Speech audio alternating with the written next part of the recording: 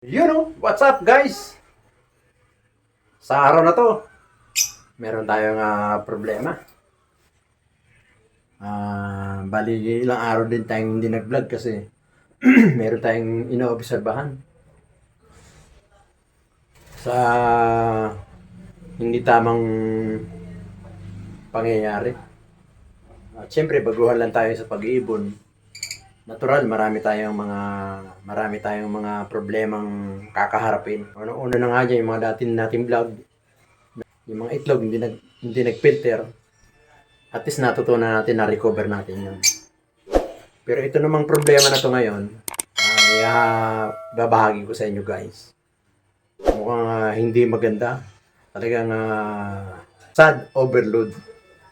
Talagang nagtiis tayo, naghihirap para lang mabuhay yung mga inakay. Yun nga lang, naging problema ay pinatay ng ina ng mga magulang. Pinatay talaga guys, di pa nagtutuka sa ulo kung saan saan. Bali yung isa, yung panganay, pinatay. Tapos mga ilang araw na naman, pinatay din naman yung isa.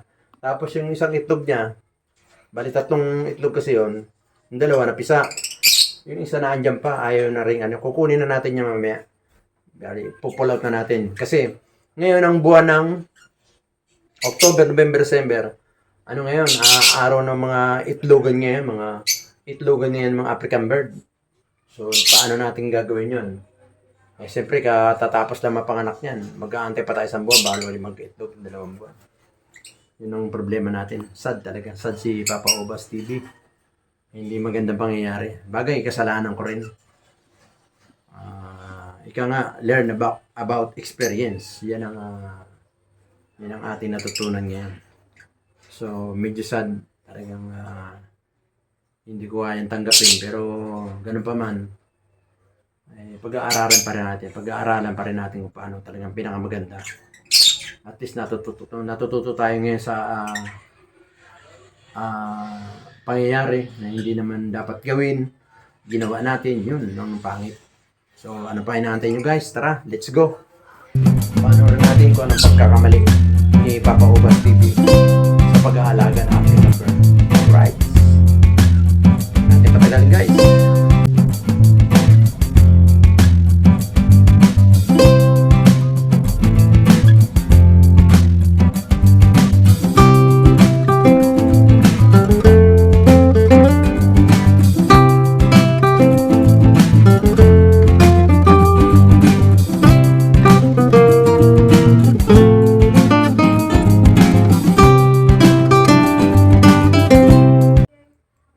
Ating opaline tsaka white Latino.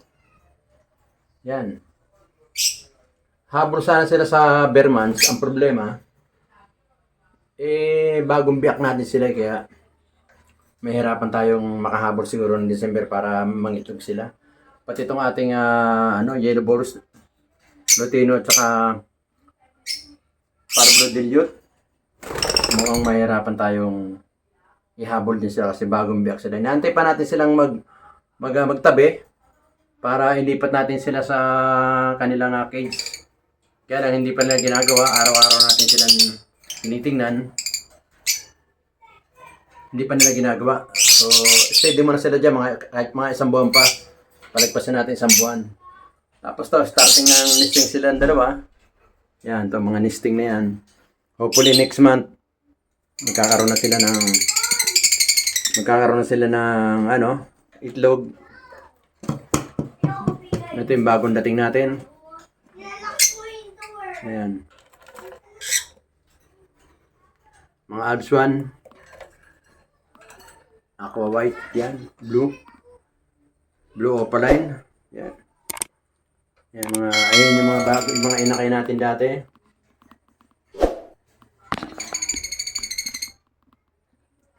Natin. Tapos gawin tayo ron sa ating sad. Ito yung sad natin guys, yung ating opaline tsaka blue opaline. Yan yung pinatay yung kanilang mga anak guys.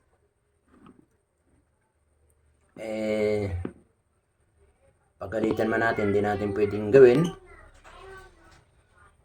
Sayang, nang hinayang lang si Papa Obas TV kasi nadagdagan sana ang kanya inakay, kaso pinatay naman ng dalawa. Ang pagkakamali ko lang guys,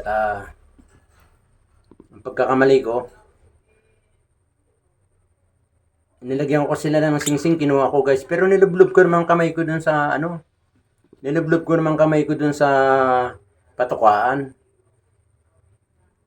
Ayaw pala nila ng ganon.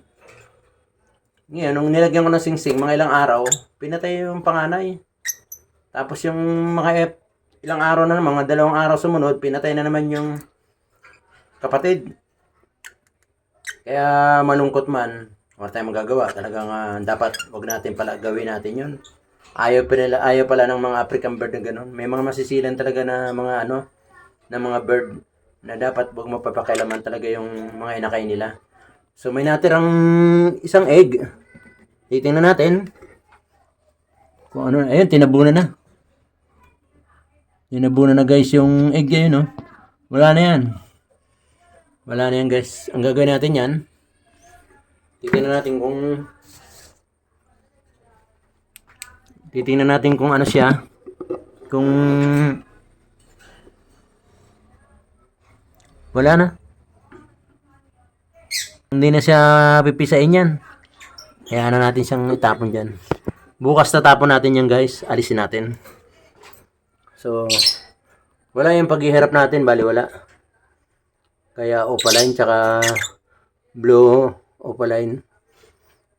Pinatay yung dalawa nilang inakay.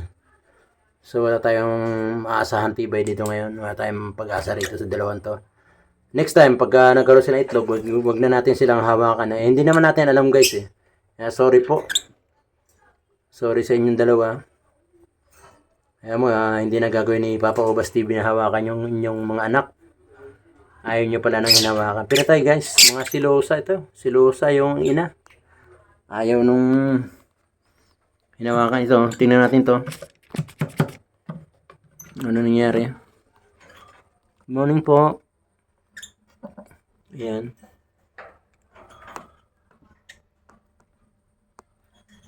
Bali, meron na siyang inakay isa. Huwag natin hawakan. Tsaka may isang itlog. Fertile yung itlog. Ayos. Ito may problema pa natin. May problema pa tayo dito guys. Itong ating krimino. Nung inadapt natin yung itlog, wala. Biniak niya rin. So ngayon, ito siya. Ayan o, yung isang itlog, wala na rin o. Wala na naman sa dibdib niya. Di ba?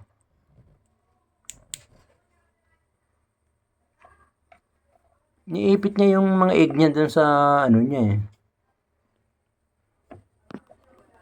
Malalaman natin. Ayun, fertile yun. Ito hindi.